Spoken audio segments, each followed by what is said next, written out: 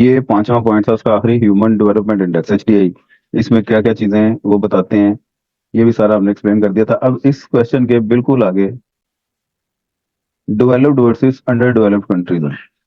जो under developed countries का काम है वो करना है, वो ज्यादा इंपॉर्टेंट है। डेफिनेशन ऑफ UTC और डेवलपिंग कंट्रीज, इनकी डेफिनेशन लिखी हुई है। ये बल्कि सारा कुछ काट दें, आप डायरेक्ट आ जाएं, हमने इसके कॉमन फीचर्स करने हैं। ये आगे common economic and non economic characteristics of developing countries. Developing countries के दोनों तरह के आपने खसूसियात बतानी है, इकोनॉमिक भी और नॉन इकोनॉमिक भी। आप इसके कंप्लीट खसूसियात कर लेंगे तो उसमें इकोनॉमिक नॉन इकोनॉमिक दोनों तरह की आ जाएंगी। अब सबसे पहला पॉइंट, इसमें याद रखें रट्टे चट्टे मारने वाला कुछ भी नहीं है ना, इसमें कोई डायग्राम है। सिर्फ ये आपने एक कहानी के तौर पे एक दफा इसको रीड करना, आपको बातें याद हो जाएंगी। कुछ अपने कॉमन सेंस आपने यूज करनी है।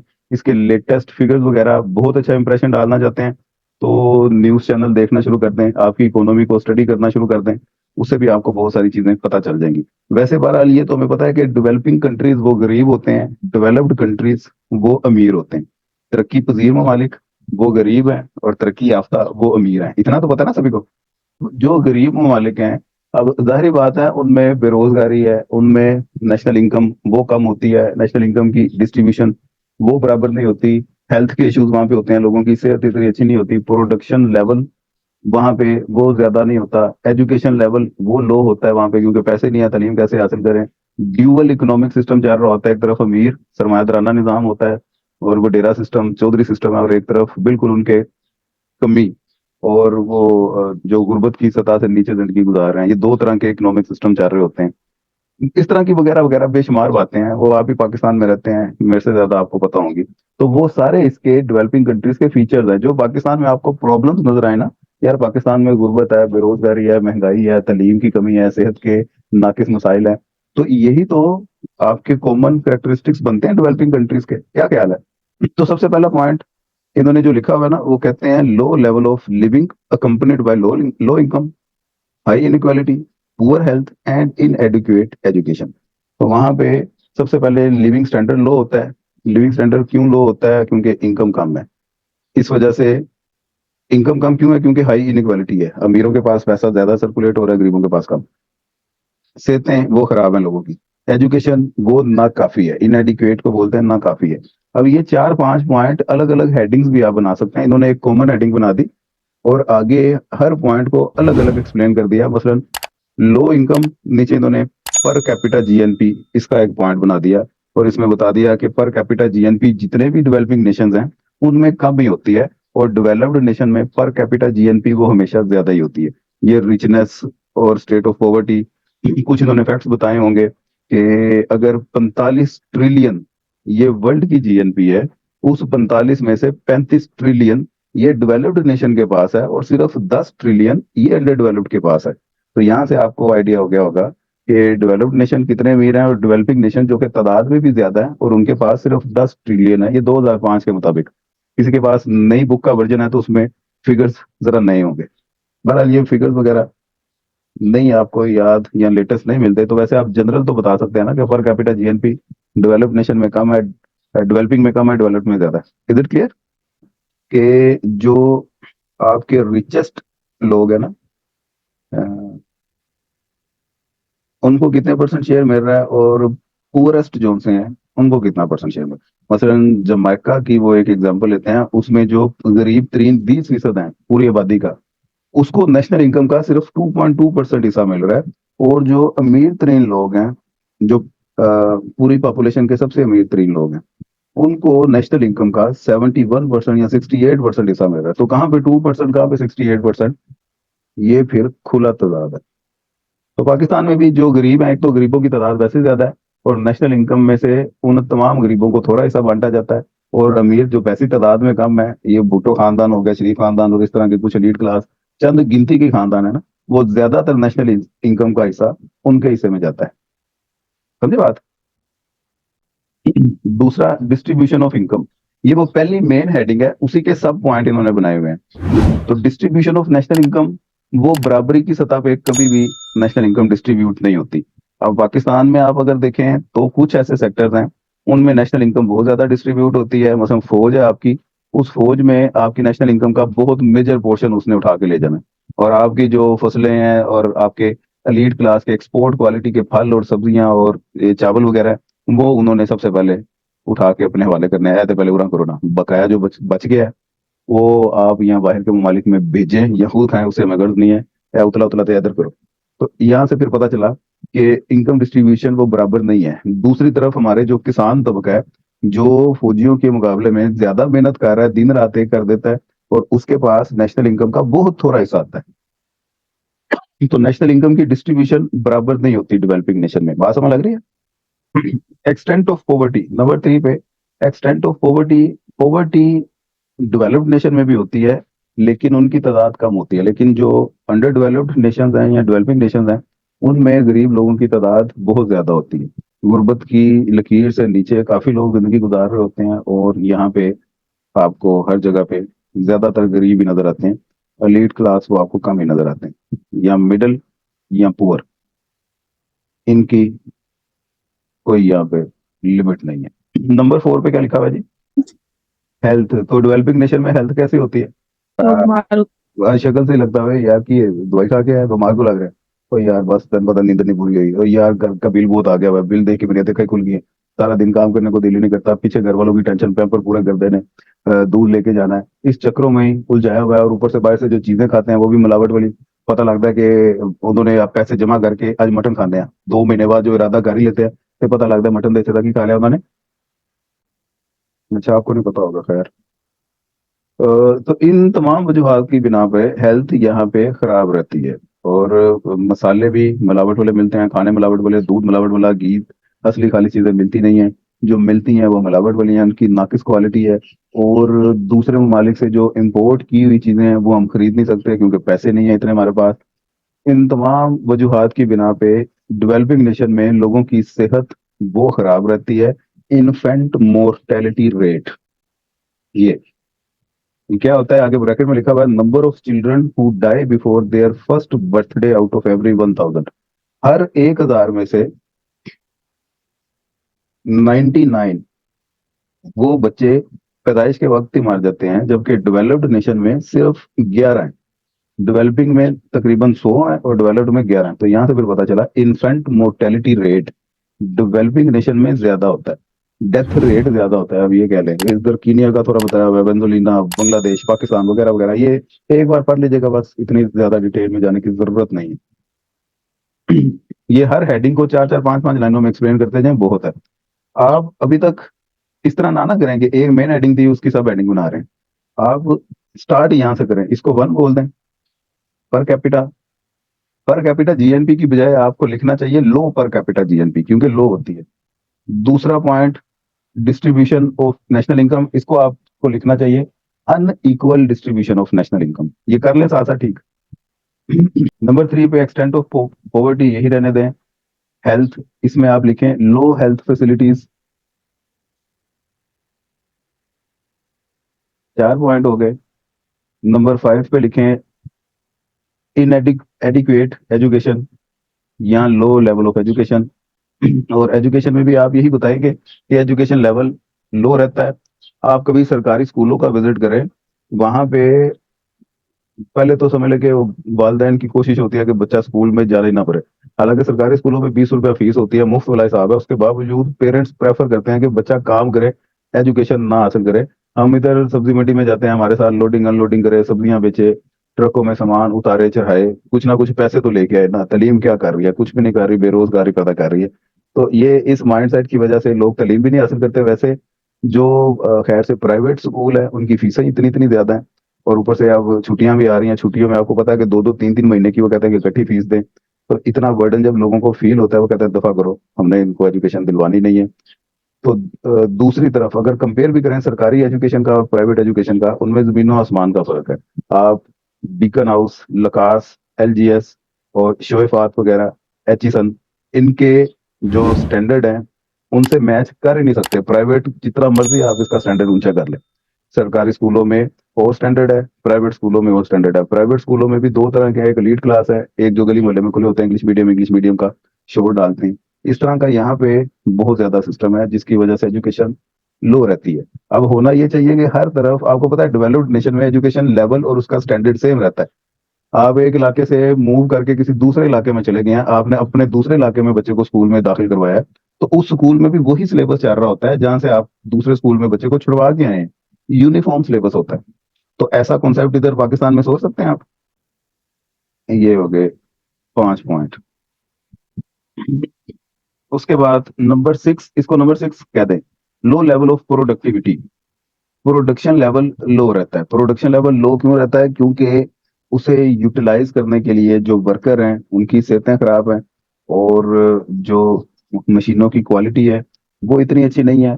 तीसरे नंबर पे जो हमें रॉ मटेरियल मिल रहा है वो इतनी अच्छी क्वालिटी का नहीं है, जिसकी वजह से प्रोडक्शन लेवल लो रहता है। और इसकी एक बड़ी ऑथेंटिक एग्जांपल है कि जो जमींदारी का निज़ाम है आपके देहातों में, ज्यादातर पोर्शन तो खेती बाड़ी का देहातों में ही है पाकिस्तान का। तो देहातों में आपको पता है कि लैंड सिस्टम जो होता है, लैंड टेन्योर सिस्टम, वो इतना इफेक्टिव नहीं है। छोटे छोटे हिस्सों में जमीन बटी हुई है। इन छोटे छोटे हिस्सों की वजह से इतनी ज्यादा प्रोडक्शन हो ही नहीं सकती। छोटे छोटे हिस्सों की बजाय अगर आप एक बड़ा पीस ऑफ लैंड लें, उसमें फार्मिंग करें और खेती बाड़ी करें, उसमें आउटपुट आपकी मोर देन डबल हो जाएगी। बजाय इसके कि छोटे छोटे हिस्सों में आप डिस्ट्रीब्यूट कर ले और हर बंदा अपने अपने हिसाब से उसमें खेती बाड़ी कर रहा हो, इससे पैदावार कम होती है। पैदावार कम होती है। दूसरा, उन्होंने जरखेज जमीनों पे अपने डेरे भी बनाए होते हैं, जानवर भी उधर ही बांधे हुए हैं, जिसकी वजह से वो जरखेज जमीन वो तादाद में और कम हो जाती है, सुखड़ जाती है, पैदावार कम रहती है। हमने जो अद्वियात खेतों को लगानी है, और जो स्प्रे वगैरह करने हैं, जो बीज लगाने हैं, उनकी क्वालिटी भी इतनी अच्छी नहीं होती, प्रोडक्शन तो डेफिनेटली फिर लो ही रहेगी। ये सारी बातें आपने इस पॉइंट में बता देना, और ये इसको पॉइंट नंबर 6 की हेडिंग दे दें आप। पॉइंट नंबर 7 में high rate of population growth and dependency burden. तो ये इसमें बताने की कुछ समझाने की जरूरत है कि सारा कुछ क्लियर हो रहा है। पॉपुलेशन ज्यादा हो रही है, जिसकी वजह से वसाइल उस हिसाब से इस्तेमाल नहीं हो रहे, डिपेंडेंसी बर्डन बढ़ रहा है। अगर तो वेले लोग आप पैदा कर रहे हैं तो एक फैमिली में डिपेंडेंसी बर्डन ही ज्यादा हो रहा है ना। कमाने वाला एक, खाने वाले 8, पॉपुलेशन प्रेशर ज्यादा हो गया, आबादी ज्यादा हुई, कमाने वाला 1, खाने वाले 10 हो गए, खाने वाले 12 हो गए, कमाने वाला एक ही रहा, जिसकी वजह से बेशुमार मसाइल का सामना वो करना पड़ता है। नेशनल इनकम और कम होती है, और मुल्क गरीब हो जाता है। सेहत के मसाइल, एजुकेशन के मसाइल वो ज्यादा होते हैं, कम नहीं होते। तो ये नंबर 6 पे आ गई। फिर आपने नंबर 7 पे high and rising level of unemployment and under under employment. अच्छा जी, अंडर डेवलपिंग कंट्रीज में अनएम्प्लॉयमेंट ये तो हाई होती है, ये तो बताने की जरूरत नहीं है। हर बंदा को पता है कि यार नौकरी ढूंढ रहा हूँ, नौकरी हमें मिल नहीं रही। ऑनलाइन का यहाँ पे एक सैलाब आया हुआ है, और हर बंदा एक तो शॉर्टकट मारने के चक्कर में है, कोई ऑनलाइन काम बताए सर जी, बैठे बैठाए पैसे आए बेशुमार। मुझे डेली बेसिस पे, हालांकि मेरा इससे ताल्लुक कोई नहीं है, फिर भी मुझे मैसेजेस आते रहते हैं, सर जी ये ऑनलाइन वाला सिस्टम वाकई काम करता है, फ्रॉड तो नहीं है? मैंने खुद नहीं कभी ऑनलाइन का काम किया, मुझे पता ही नहीं होता। क्लिक करते जाओ तो पैसे आते जाएंगे। इस तरह के शॉर्टकट बनाने के चक्कर में होते हैं, क्योंकि रोजगार ही नहीं है। वो कहते हैं चलो बैठ के घर में कोई ना कोई काम आ जाए, वो ऐसे चक्कर में बैठे हैं, फिर फ्रॉड हो जाता है उनके साथ। वो कहते हैं कि हमारा 2-3 हज़ार रुपये भी लग गया, पैसे भी कोई नहीं आए। वो फिर दूसरी तरफ कहानी और निकल जाती है। लेकिन बहरहाल बेरोजगारी ज्यादा होती है अंडर डेवलप्ड कंट्री में। बेरोजगारी की तो समझ आ गई। आगे है अंडर एम्प्लॉयमेंट। ये क्या होती है अंडर एम्प्लॉयमेंट? आप जॉब तो कर रहे हैं, लेकिन अपने लेवल से नीचे वाली जॉब कर रहे हैं।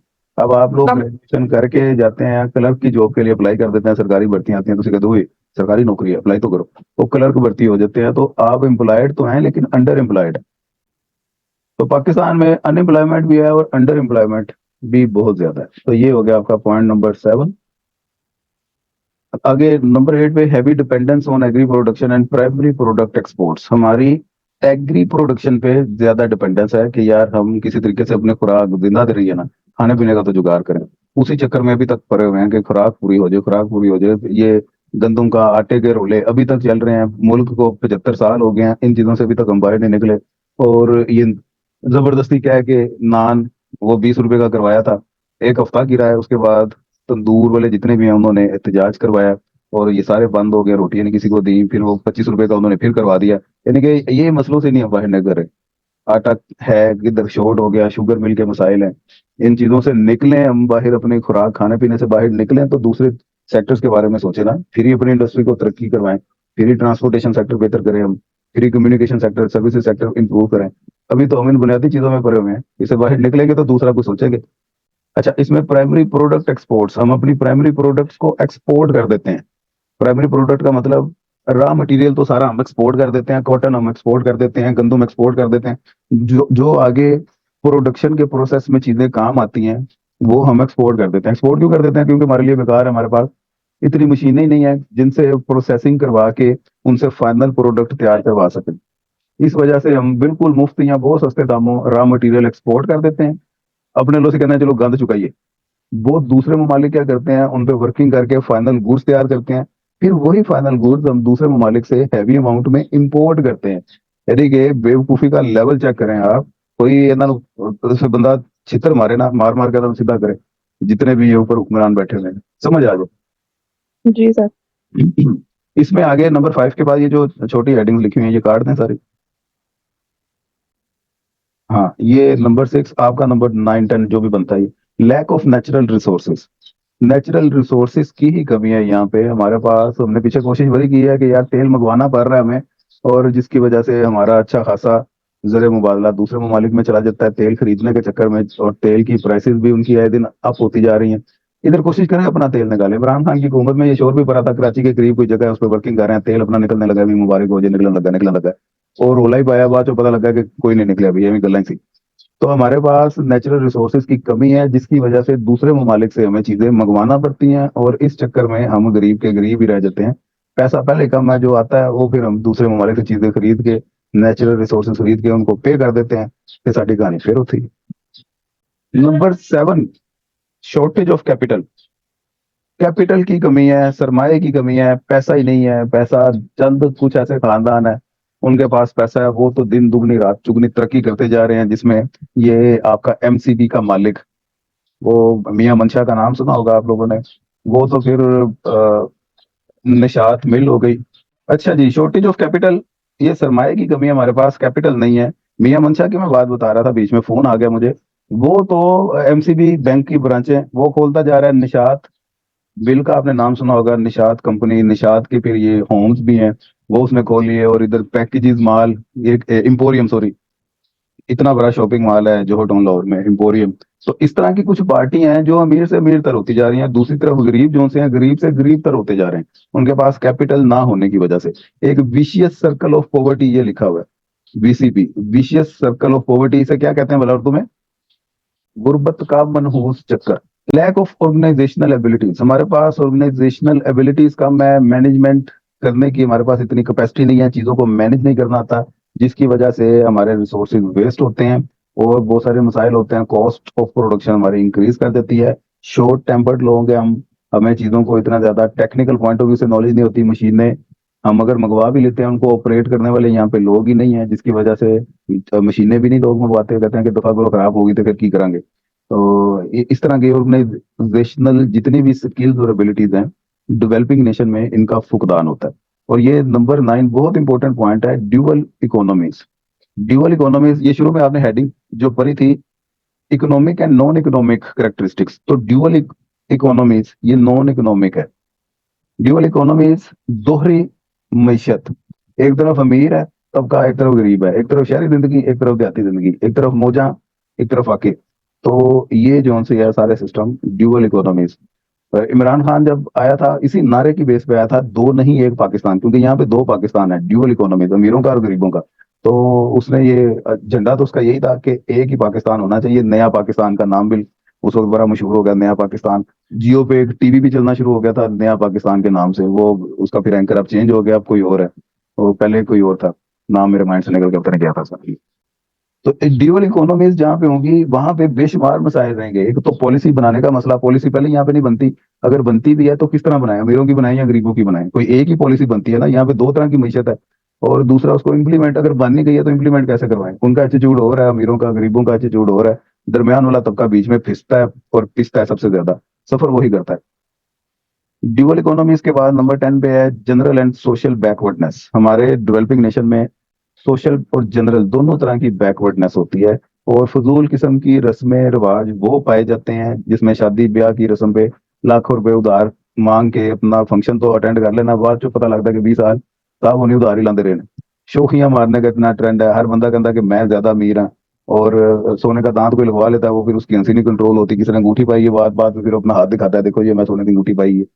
ये ट्रेंड शोखियां मारने के, आईफोन जिनने ले, टिकटॉक अभी खोलें आप और टिकटॉक में देखें, जिनने भी शोखियां गुड़ियां शीशे देके खलो के आईफोन अपने सामने लेके सेल्फियां बना रही हैं, तो वीडियो बना रही हैं। लड़के भी इसी तरह, ये इस तरह का इतना ज्यादा एलिमेंट होता है यहाँ पे। इसे सोशल बैकवर्डनेस कहते हैं। बात समझ रहे हैं? ये सारे चक्कर हैं। 10 पॉइंट यहाँ तक ही आपने करना है, analysis of major economic and non economic से ऊपर ऊपर तक। ये आपका होमवर्क है और कंप्लीट क्वेश्चन ये आपका हो गया। इसको फिर अपने तौर पे रीड करें, जहां से समझ ना आए वहां से मुझसे पूछ लें। ओके जी, आगे वाले सारे क्वेश्चन काट दें, ये चैप्टर हमारा कंप्लीट हो गया। खुदा हाफिज।